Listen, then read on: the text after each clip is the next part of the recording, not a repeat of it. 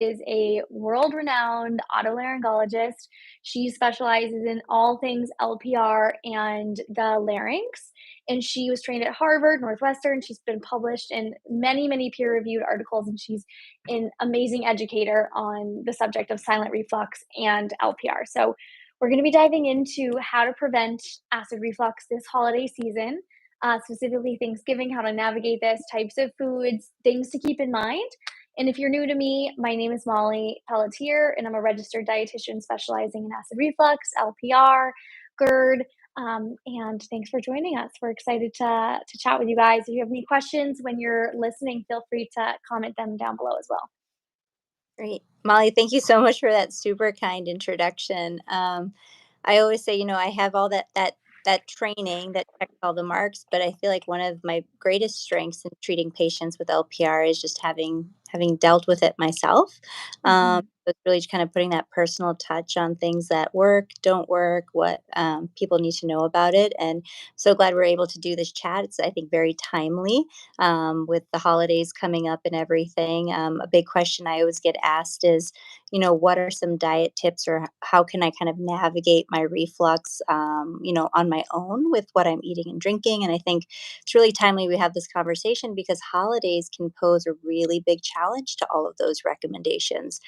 We're often somewhat strict, I think, with patients when they first get diagnosed, really to try to get symptoms under control. But Yeah. here holidays, here comes the big family meals to kind of throw a wrench in everybody's plans. And so I think, today we wanted to chat a little bit about that, about some things that we recommend to really give patients, followers, really practical tips to help them navigate these holidays. Yeah, absolutely. I'm excited to dive into those for sure. It's definitely, it's an exciting time of year, but definitely can bring a lot of anxiety if you're someone that struggles with reflux. So hopefully this conversation is helpful. No, I agree. I think one of the big conversations I think both of us have with patients is how much of reflux is mediated by kind of what we eat and drink and how and when we do it. And so a lot of our education focuses on kind of tips aimed at that to help kind of the bulk of reflux sufferers make some of those adjustments. So I'd like to just start off the bat, like what is one of I guess what are some tips you have for patients when they're preparing for the holidays? Yeah. So I think a lot of, making decisions that you feel proud of and making decisions that help you prevent reflux, a lot of it is planning. And there's always going to be things that we can't plan for. But one thing that we may not always think of is just communication with our family members. So thinking about, understanding the event, who's going to be preparing the food. If you have certain allergies or food intolerances or food triggers, maybe communicating that to who's there or understanding, what the ingredients are of certain things if you can. Um, Understanding the timing of the meal can also be helpful. One of the recommendations that we share a lot with our patients and clients is having an earlier dinner. So understanding, if this is going to be a late event, having your regular meals beforehand, having a high protein snack beforehand so that you can eat a little bit lighter that evening. And it's not I would never want anyone to restrict themselves during Thanksgiving and not participate in the meal. So as best you can, being able to participate in that meal. Maybe it's a smaller portion size for you if it's a later meal, but planning ahead is key, so you know what's there, and you can bring something there to contribute. So if you know there's not going to be like a roasted vegetable side dish, or if you know there's not going to be a protein option that works for you, if you bring something that you can share with everyone and you know you tolerate well, that can be something that can help you feel more confident going into the My cheesy self likes to use the slogan, sharing is caring. So bring event. a dish that you can share with your family and friends, Yeah. the dish that is good for you so you can enjoy in it as well. So I think that's a great tip because so much of the holidays is about kind of coming together, sharing a meal. A lot of people do bring or will ask their host, is there anything I can bring? If they mention a side dish, if they mention a dessert, you can bring something that is kind of more reflux friendly for that. I think another great point you made was when you're speaking with the host for the event, kind of getting a sense of what time is dinner actually going to be, right? Because sometimes we invite people over earlier and we expect about 2 hours and then they'll have a meal time or perhaps they'll be later. So, kind of really important to know that so that you essentially aren't starving yourself, right? Waiting for Yeah. them. I think it's really important to remember you can have reflux without kind of a heavy meal as well, right? You still have Yeah. your enzymes, the stomach still produces acid even when you're not eating.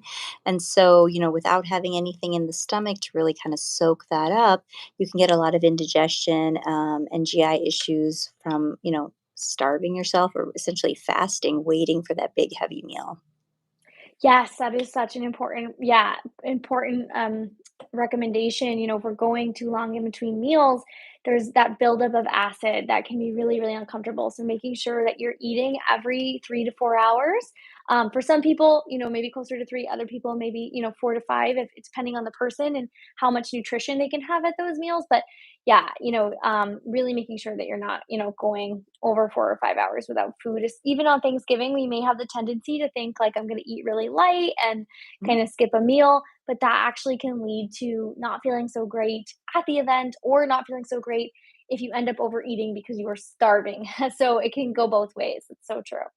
Right. I know for me personally, kind of the grazing method seems to work a lot better than the like not eating and then sitting down and having like a huge meal. So Mhm. sometimes that's kind of helpful, like building that into your schedule as well.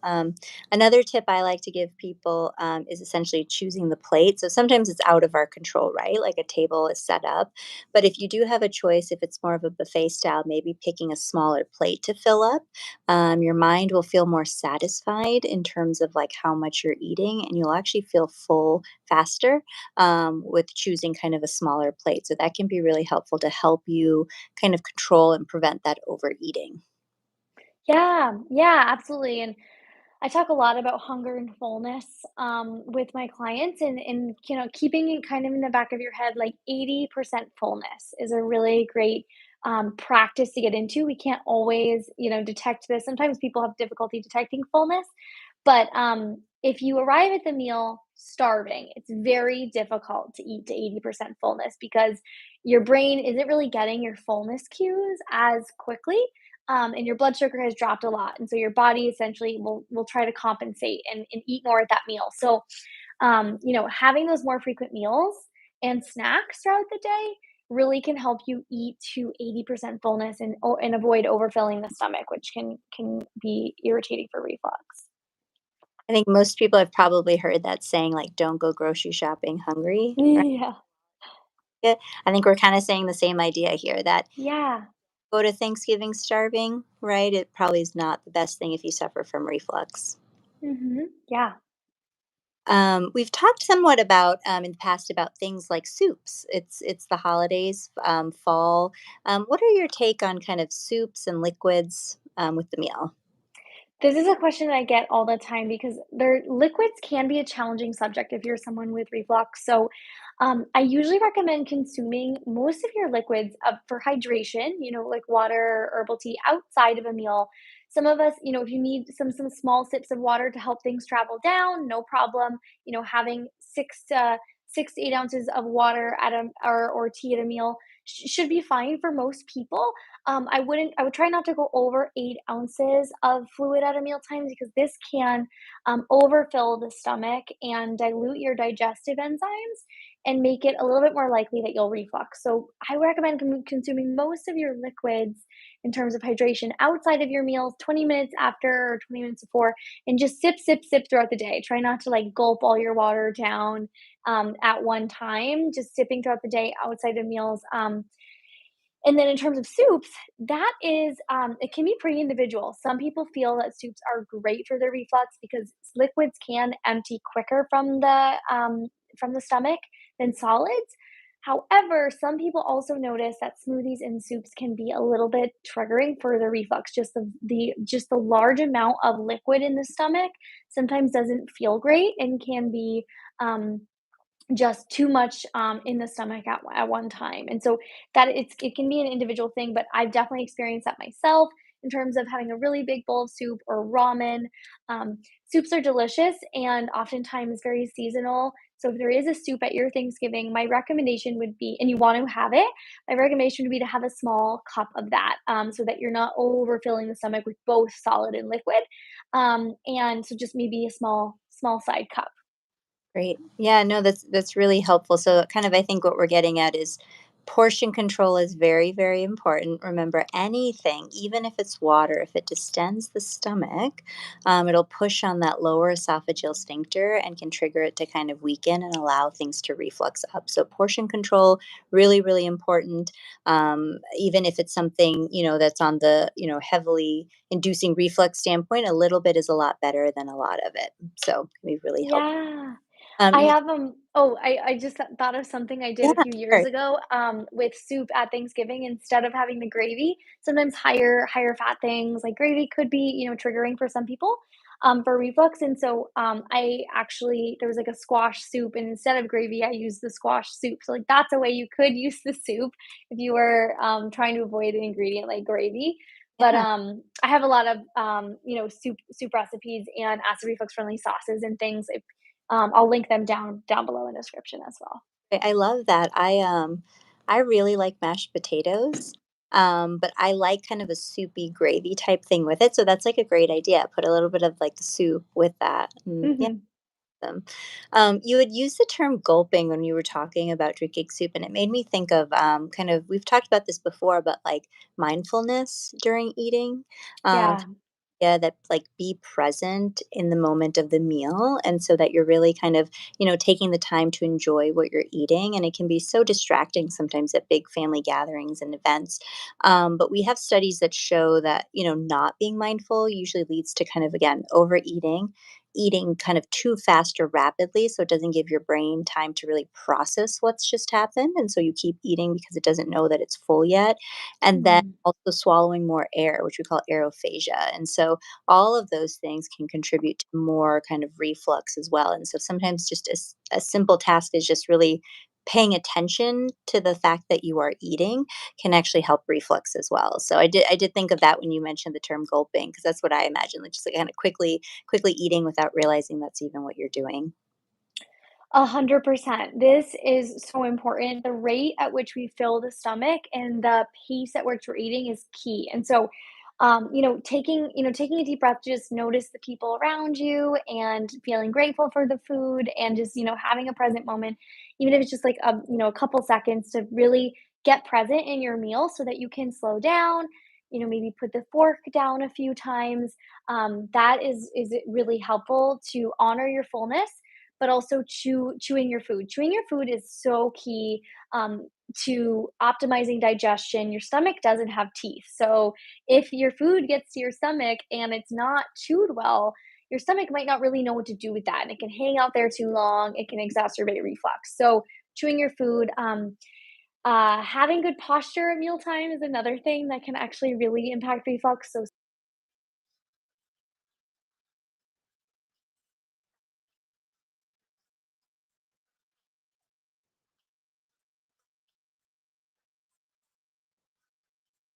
that have really helped my clients prevent reflux. I like to put a little plug into grandmas everywhere. They knew what they were talking. I've had Yes. grandma was right. Yeah, she actually was. So we'll plug out to grandmas everywhere that, yes, that you gave some great advice and that we are kind of figuring out. So, I love that early bird dinner, geriatric dinner timing. I think that's beautiful. Yeah. so great. Well, I don't know if you saw that question pop up. I don't know if we want to take that now or leave them for the end. Oh, yes. Will you read it to me? Oh, I didn't see it. um, well, actually, I did see it pop up, but then it looks like it disappeared off the screen. I think it was a question about maybe a hiatal hernia. Oh, Um, I see it. Jasmine was just thanking us for the advice. She was diagnosed with a hernia. She doesn't have a question, but if she was just thanking us for the advice, if you do have a question, feel free to drop it down below. Yeah, so patients often, the hiatal hernia makes it really difficult. Essentially, that is a reason for having more reflux. So I tell patients, the hiatal hernia predisposes you to more mechanical reflux than somebody without it. So, really, all the tips that we are suggesting are great for patients with hiatal hernias just because they're more predisposed to reflux. So, thank you for your message. Hope you feel okay. But all these tips kind of are relevant for hiatal hernia sufferers as well. Yeah, definitely. What about, we've also talked before about stress. The holidays, as joyful as they can be, how excited we can all be for them, for a lot of us, they are associated with some stress, perhaps Yeah. stress and stress over, perhaps gatherings, seeing people we haven't seen all year, a whole host of things. Yeah. What are your tips for patients who do feel more stressed kind of during the holidays? Yeah, absolutely. This has been coming up a lot in my sessions with clients, and the holidays can bring up a lot of stress about food, symptoms, travel, and I think it's really important if your schedule is going to change with the holidays. Maybe it's a busy time or you're traveling. It's really important to try to stick to the routines that help you feel your best. So, supporting yourself with maybe a 5 minute meditation or having good boundaries with work, doing like a 5 or 10 minute check in the morning, doing some journaling about how you can support yourself that day, taking some time to do some stress management work, even if it's 5 minutes. There's 5 minute meditations on my app, Flora, which I'll link down below. Really, really important to take that time for yourself because stress can exacerbate reflux symptoms, and then reflux symptoms are stressful, and so it's this vicious cycle that we can get stuck in. And managing reflux and managing stress is really key for managing reflux and preventing that. So taking the time to take care of yourself in that way and really think about how you can set yourself up for success. If there's certain things that you need to set boundaries around during the holidays or with family members, I would definitely recommend making that time to set those boundaries. Great. Yeah, I think it's a great key point that how it kind of feeds on itself. And so, stress, I see a lot of it being kind of a throat doctor, how stress can affect all of that stuff. But it's important to remember that stress by itself, we never kind of just say, oh, it's just stress that you're having, but it can kind of exacerbate underlying reflux as well. And so, Hmm. stress management techniques are really important when we're dealing with patients with chronic reflux symptoms as well.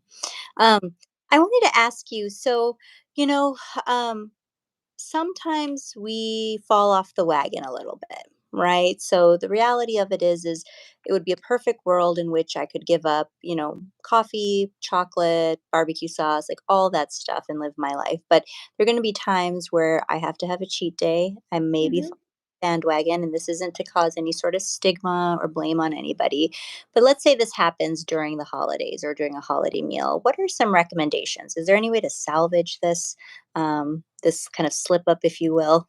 Yeah. So it's going to happen. It's natural to have, times where we, make choices that we know maybe a little bit more triggering for us, or maybe we eat a little bit more than a little bit past fullness, and that's totally normal. Um, One of the ways that my clients can, prevent symptoms after a meal like this is number one, staying upright. So really maintaining good posture, avoid slouching, don't go to bed, right after a heavy meal. Try to wait, about 3 hours. And using an alginate like reflux raft can be extremely helpful. That creates reflux raft is a product. It's an algae that creates a gel barrier or gel raft at the top of the stomach to try to physically prevent reflux. And it's been really, really helpful for so many of my clients. I'll put the link down below for that, but that can be a great thing to incorporate after a meal. Some people benefit from a gentle walk, kind of moving around, staying upright. Some people like that way of managing reflux, but it's really individual. Sometimes the walking can help a little bit with the gravity, so you can try those things out, and hopefully that will help. The great tips. I actually I use Reflux Raft myself as an alginate, so all natural option after you've eaten the meal. Hmm. Other tips, really, let's say the meal is late and it was a heavy meal. You're probably going to stay up a little bit later than maybe usual, just to kind of give your stomach a little bit of time to help move the product down, so that's less likely to kind of reflux upwards.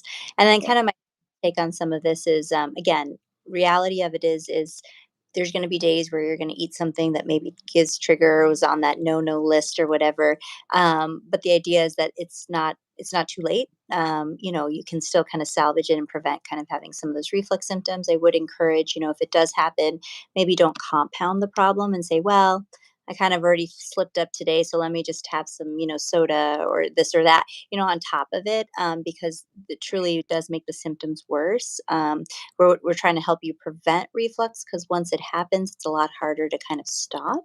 And Yeah. so prevent it in the first place is kind of the key that we're kind of aimed at here. So Yeah, absolutely. Yeah, no, that's super important. And I think remembering that the holidays are, just a few days out of the year. And so if you're working to prevent reflux, if you have a day that's, more challenging with food, knowing that all the work that you're doing outside of that day is not lost. And it's just about kind of like, getting back on track with your reflux prevention the next day if you feel like it didn't go as planned or human and food is meant to be enjoyed. So trying to enjoy the moment as much as you can um, and allow yourself. There are a lot of reflux friendly Thanksgiving options too, luckily, like turkey, protein based foods, roasted squash, roasted vegetables, salads. There's a lot of there can be a lot of options. So hopefully it's a good day for those of you listening. yeah. Well, Molly, this has been great. I think Yeah. hopefully listeners were getting some practical tips here. I know I learned a few new things, so that's always a plus, a good thing, for sure. Yeah. Yeah, thank you so much for joining me, and thank you for those of you who tuned in. I hope you all have a great Thanksgiving. Thanks, Molly. Bye. Yeah, thanks so much, Anna. Talk to you soon. Talk to you soon. All right. Bye. All right. Bye.